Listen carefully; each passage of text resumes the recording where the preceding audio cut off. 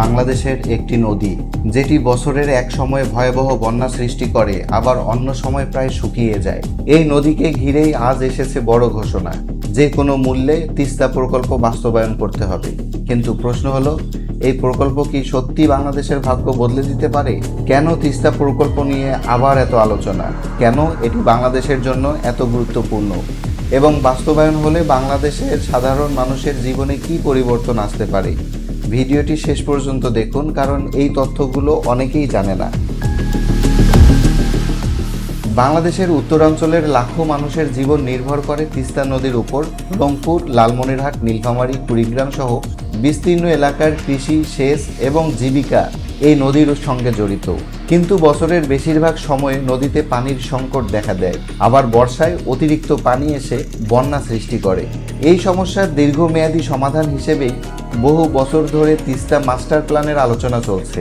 এবার সরকারের পক্ষ থেকে জানানো হয়েছে, যে কোনো মূল্যে এই প্রকল্প বাস্তবায়নের চেষ্টা করা হবে।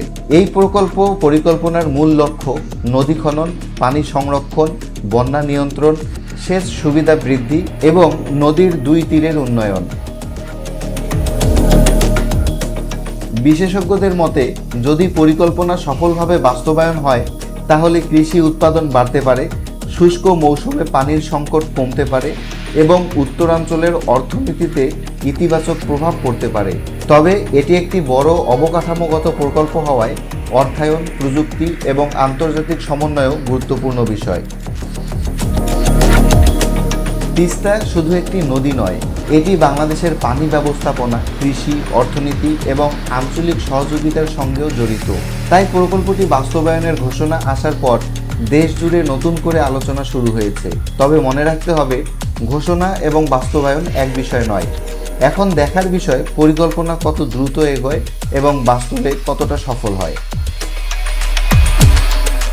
যদি প্রকল্পটি সফলভাবে বাস্তবায়ন হয়, তাহলে উত্তরাঞ্চলের কৃষক, ব্যবসায়ী এবং সাধারণ মানুষের জীবনে বড় পরিবর্তন আসতে পারে।